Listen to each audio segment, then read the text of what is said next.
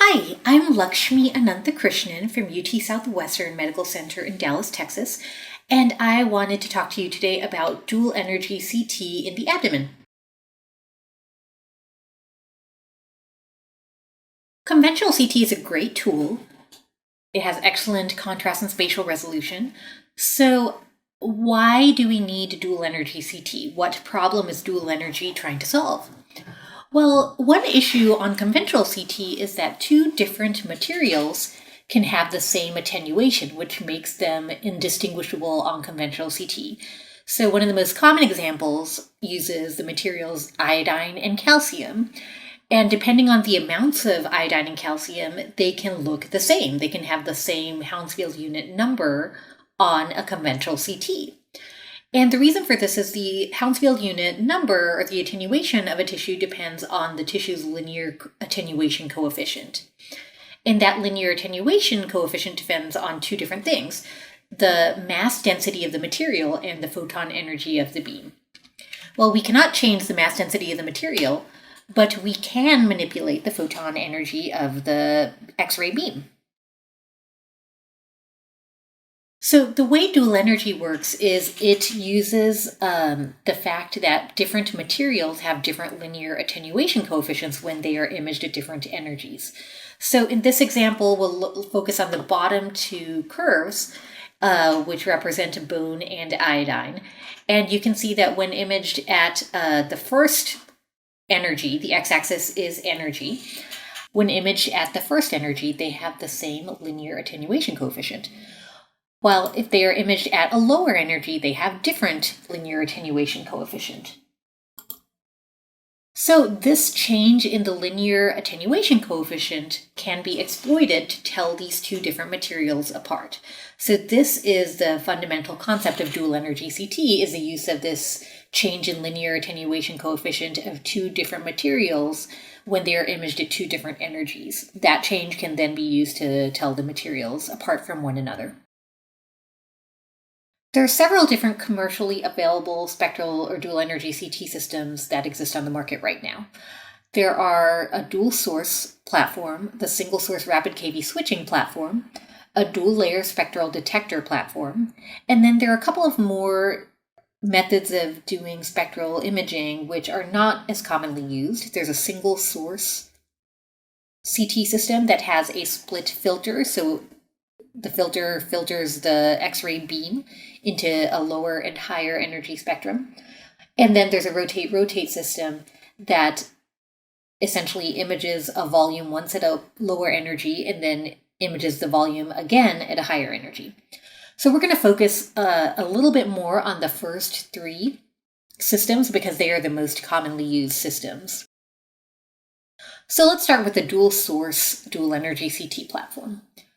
So the dual source platform has two different X-ray sources. We'll call them tube A and tube B, and they're set about 90 degrees apart, and they each have their own detector array as well. The tube A operates at a lower kVp, and tube B operates at a higher kVp. So you can see that the detector for tube B is a little bit smaller than it is for tube A, and the reason for this is simply the geometry of what will actually fit in the gantry. But bottom line is because that there is this difference, the entire body is not necessarily covered by the dual energy, by both tubes. Inside of this white circle is what was covered by both tube A and tube B. So inside the white circle, you will have dual energy information for. You can create the dual energy reconstructions for. The tissues that are outside of this white circle are only covered by tube A, which means that you will not have dual energy information for whatever is outside this white circle. So that means it's really important to keep the patient's isocenter in the gantry to make sure that the important tissues are within this white circle and within the dual energy field of view. Okay, so how are the images actually created on the dual source platform? Each tube has its own detector, and it can create a set of low energy images and a set of high energy images. So tube A is, in this example, is at 100 kVp. Tube B is operated at 140 kVp with a tin filter. And you can see that each of these individual images is pretty noisy because they are each run at a lower tube current. But ultimately, these two data sets are combined to create what's called a linear blended image, which is what you read off of. This is a combination of both the low and high energy data that are added to create an image that is similar to what you would read off of a regular conventional CT run at 120 kVp. So the noise profile of this image is pretty similar to what you would read on a conventional CT, and the radiation dose is similar to what you would see on a conventional CT.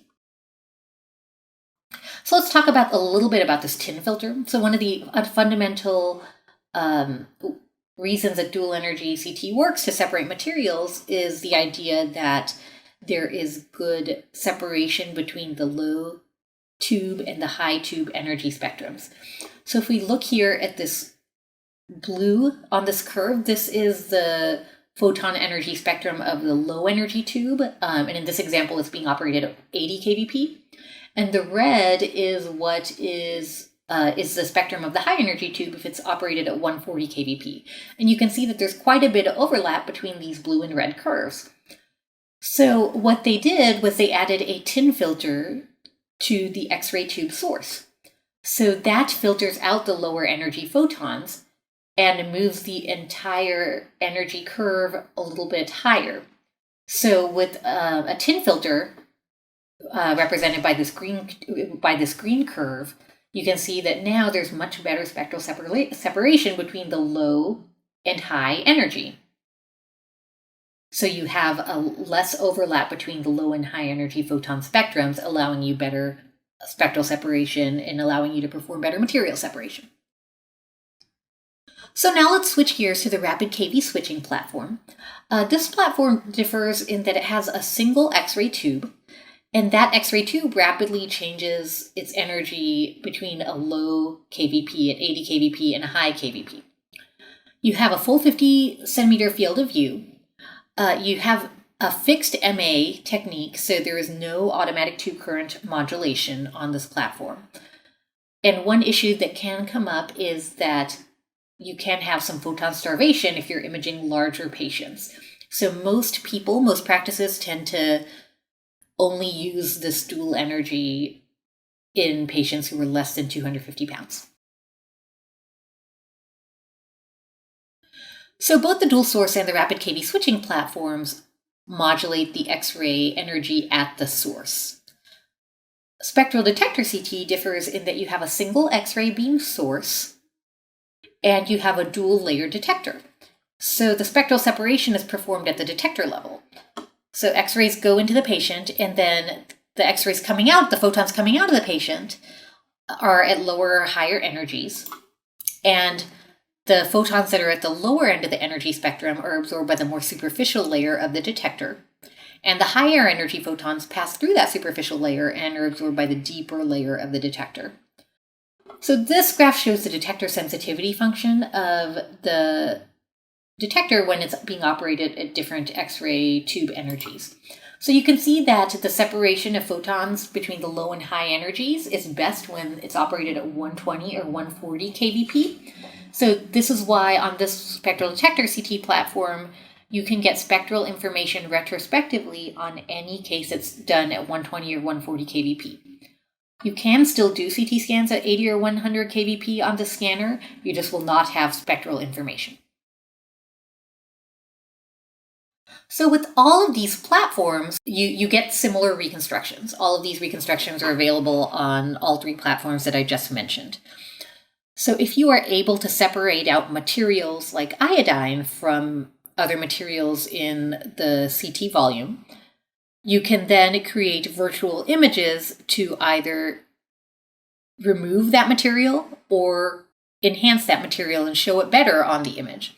So you can now create material selective images, such as virtual non-contrast images, so images where the iodine is removed. You can create iodine maps, where the iodine signal is accentuated. Similarly, you can do this for other materials as well, such as calcium and uric acid. So you can create calcium uric acid maps, gout maps. You can create virtual non-calcium maps, sometimes called bone marrow edema maps. So those are the different material selective images you can create. You can also create energy selective images. So these are virtual monoenergetic reconstructions. which simulate what the image would look like if it were being created using a monoenergetic X-ray beam. So you can use lower virtual monoenergetic reconstructions to increase iodine conspicuity, and you can use higher virtual monoenergetic reconstructions to reduce metal artifacts. So there's several approaches you can use to leverage dual energy CT in your practice. You can use it to decrease radiation dose by eliminating phases from your exam acquisitions. You can use dual energy reconstructions to increase conspicuity of pathology. You can also use these to characterize incidentalomas. And lastly, you can use these to decrease contrast dose. So I'll talk about each of these a little bit.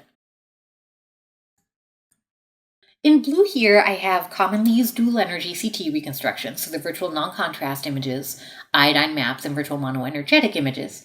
And in orange, I have the typical CT acquisitions for a multi-phase exam, whether it's a vascular, a CTA exam, whether it's a GI bleed, mesenteric ischemia type exam. These are the multiple phases that are commonly used. One of the most basic things you can use in dual energy is to use your virtual non-contrast image to replace your true non-contrast acquisition. So you just cut down your radiation dose by approximately 1/3. What about abdominal pain cases where you're looking for stones? You can use the virtual non-contrast images to detect stones from a post-contrast acquisition. So in this example here, we do have some high attenuation material in the collecting systems bilaterally.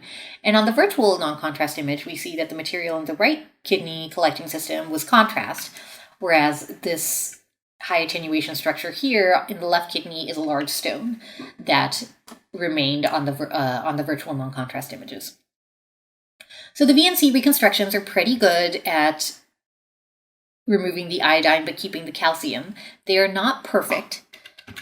So the ability of the VNCs to detect stones depends on the size of the stones and then the iodine concentration in the collecting system. So in this particular example, you can see that the VNC image clearly saw this larger stone anteriorly, but it removed this tiny stone posteriorly.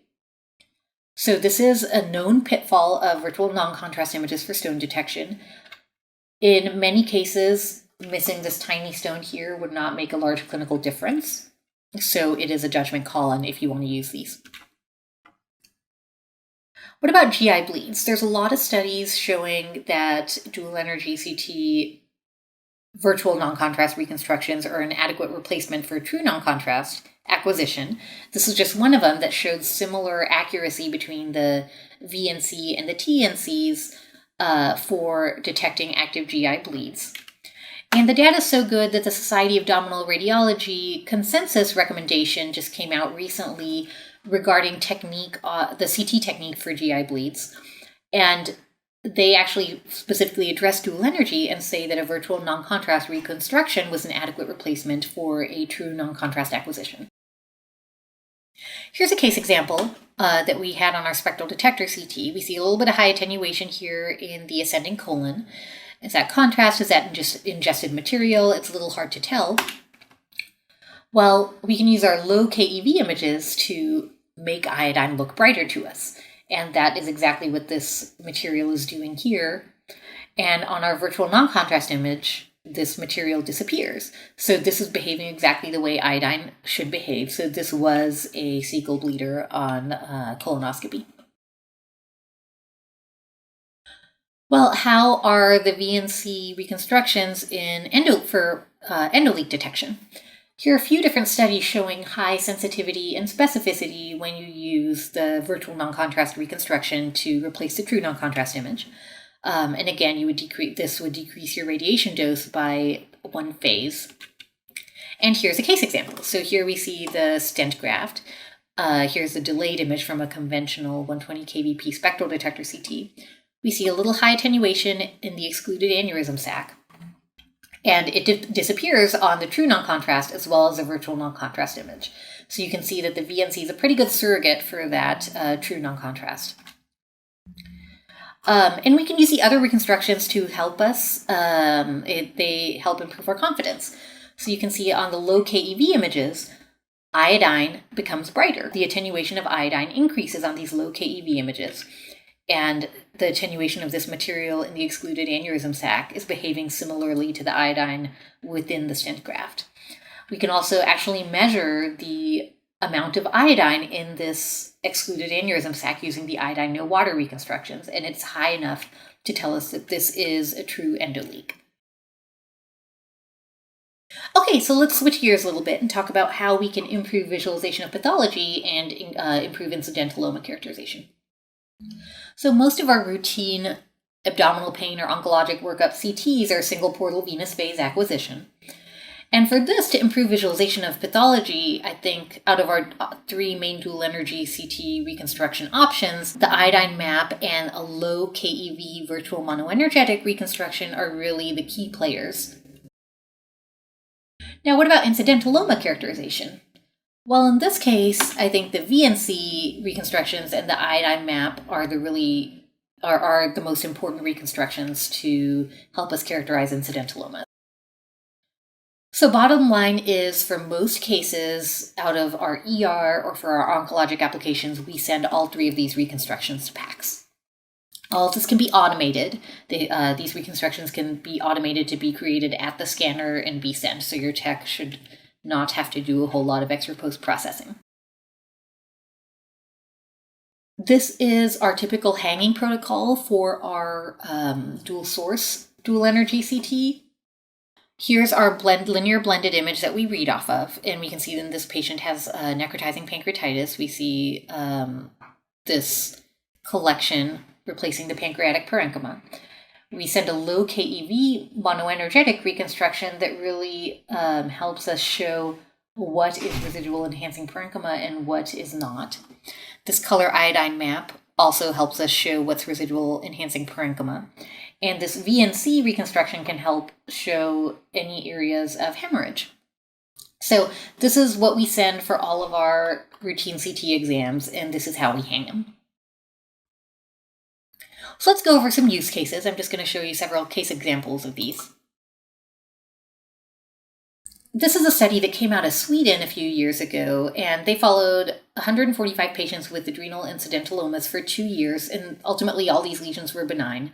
77% were worried, and a third of them had possible anxiety or possible depression over this. So I think the characterization of incidentalomas at the time they are detected really does have a huge impact on our patients' mental and physical well-being.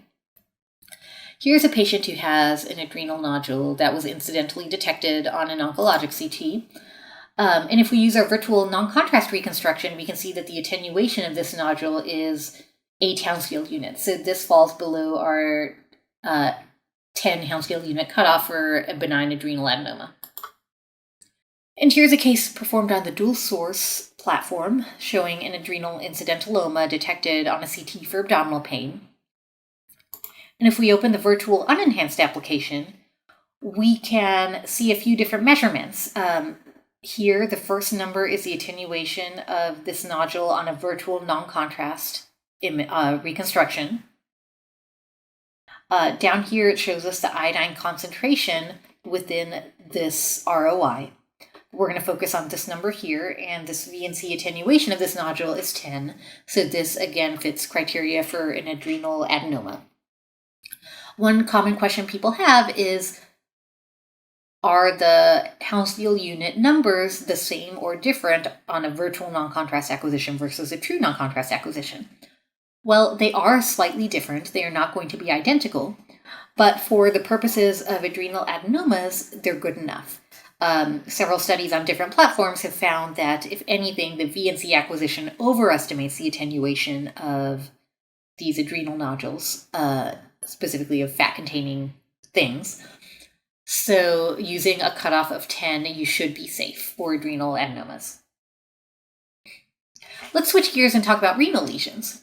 This is a study that came out of Boston group looking at almost 2,800 dual-source, dual-energy CTs in the ER on patients who had renal lesions. They had 800 unique patient scans with renal lesions, and about 50% of the lesions could be characterized as Bosniak II lesions using the dual energy data. So we can really make a big impact on letting a lot of these indeterminate renal lesions go using the dual energy data. So here's a patient on a spectral detector CT, and we can see that if we use the conventional images, the attenuation of this lesion is 39 Hounsfield units, so it's indeterminate. But if we use an iodine map, it's showing an iodine concentration of this lesion near 0. So this is a benign hyperdense cyst. Here's a case on a dual source platform of a patient with an indeterminate renal lesion. And if we look at the color iodine map, we can see visually that this lesion clearly has iodine in it. It has a similar appearance to the enhancing liver parenchyma, so it has iodine in it. And if we look at the virtual non-contrast image and compare it to the attenuation of the linear blended post-contrast acquisition here, you have an attenuation change of 50. So this is clearly an enhancing mass. Let's look at this case. So here are two lesions right next to each other. And we can see using this iodine no water reconstruction that this lesion clearly has no iodine uptake. The appearance is similar to the surrounding fat, so this is a cyst. Whereas this lesion has iodine in it, so this is a small enhancing neoplasm. Let's look at this case. So this patient has a lot of renal lesions. It is really difficult and time-consuming to individually put in ROI and measure all of these renal lesions. So which one out of these is the cancer? Well, if we look at a color iodine map, we can clearly see that one of these lesions has a little bit of iodine uptake.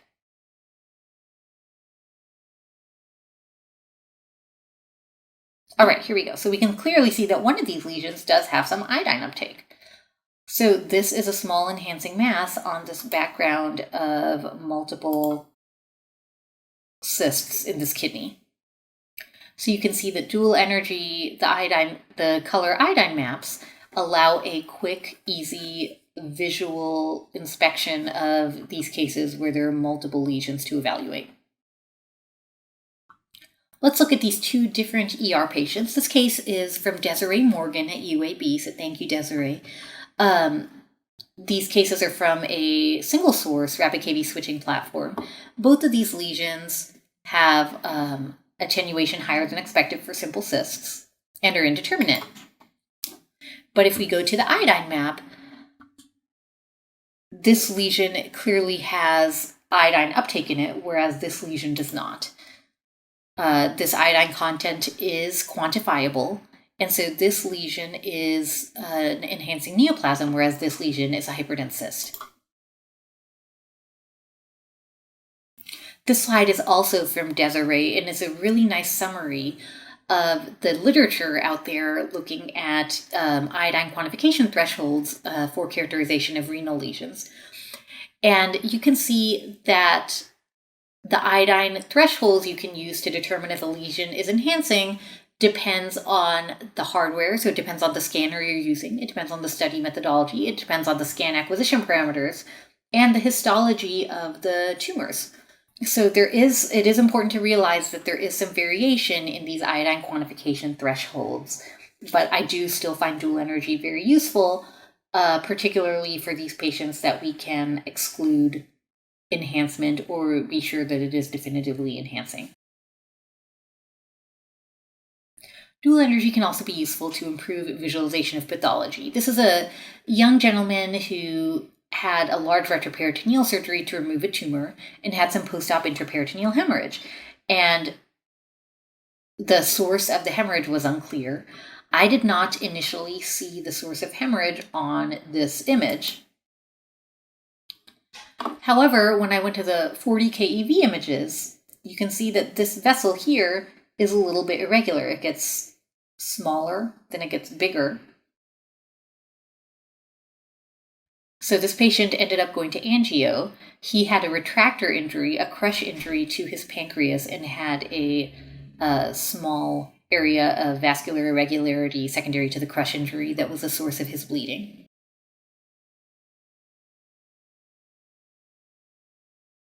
Here's another case of a patient with abdominal pain and an elevated lactate. Clearly there's ascites and there's some areas of possible bowel wall thickening.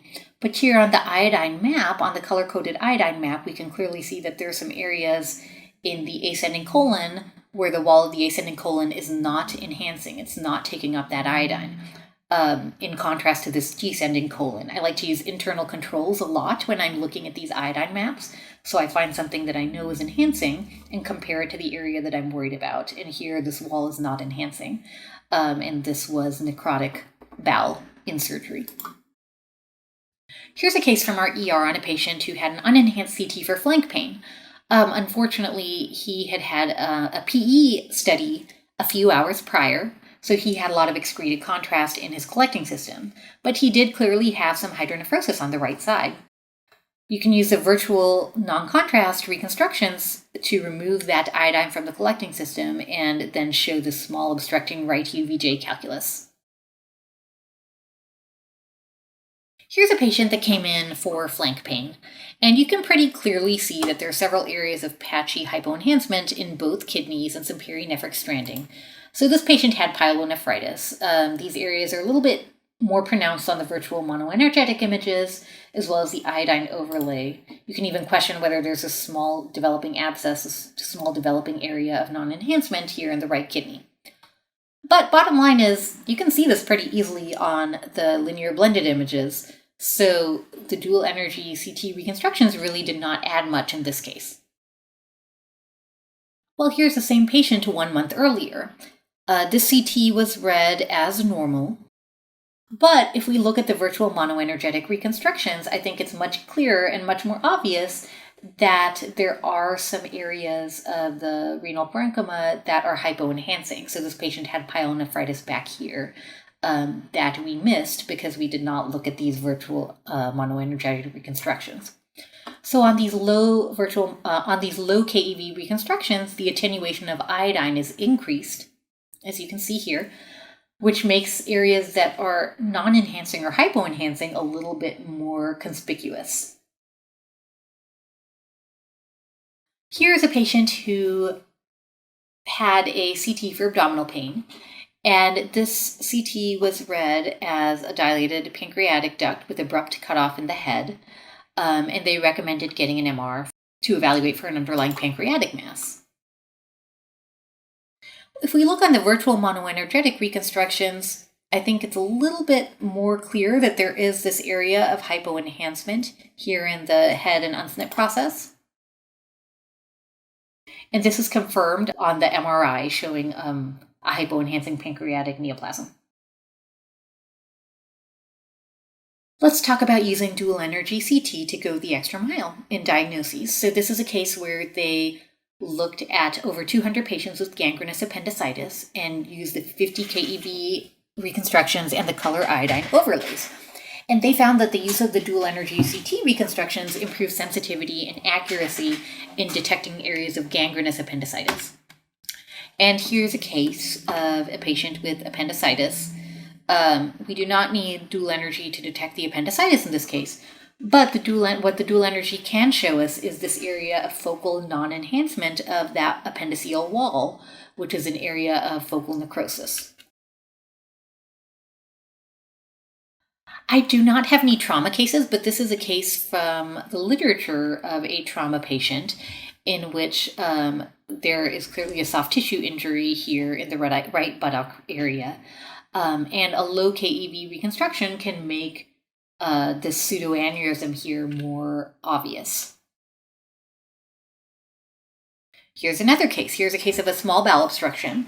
Again, you don't need dual energy to find this small bowel obstruction with a transition point here, but what dual energy can help you with and make you feel more confident about is there's clearly an enhancing mass at the transition point with an area of abrupt shouldering.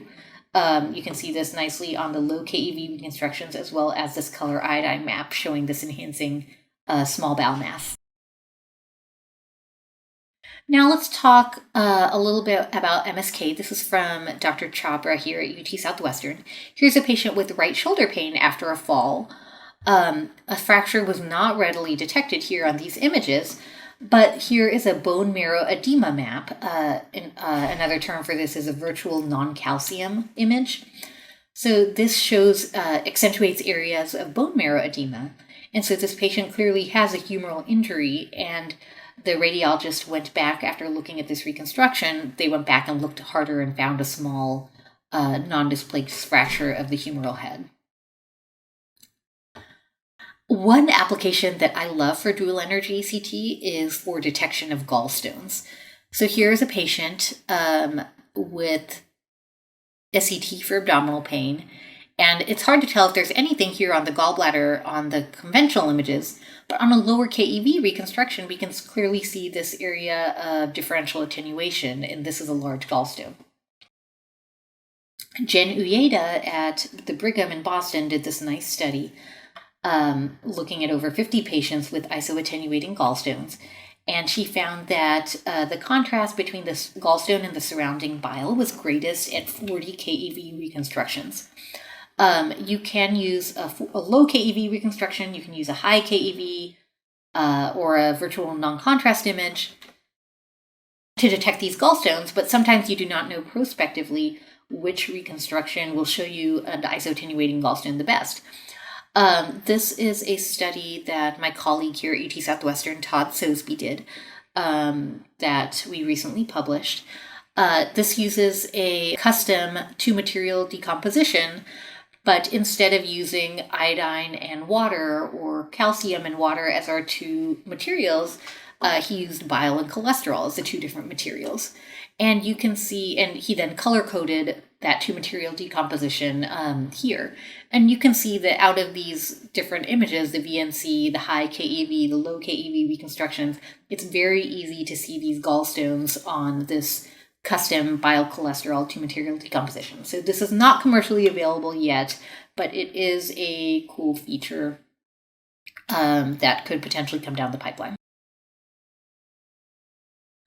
You can also create two-material decompositions using other materials. So this is a case from the dual source platform using their kidney stone application, which uses a two-material decomposition to separate uric acid and calcium stones.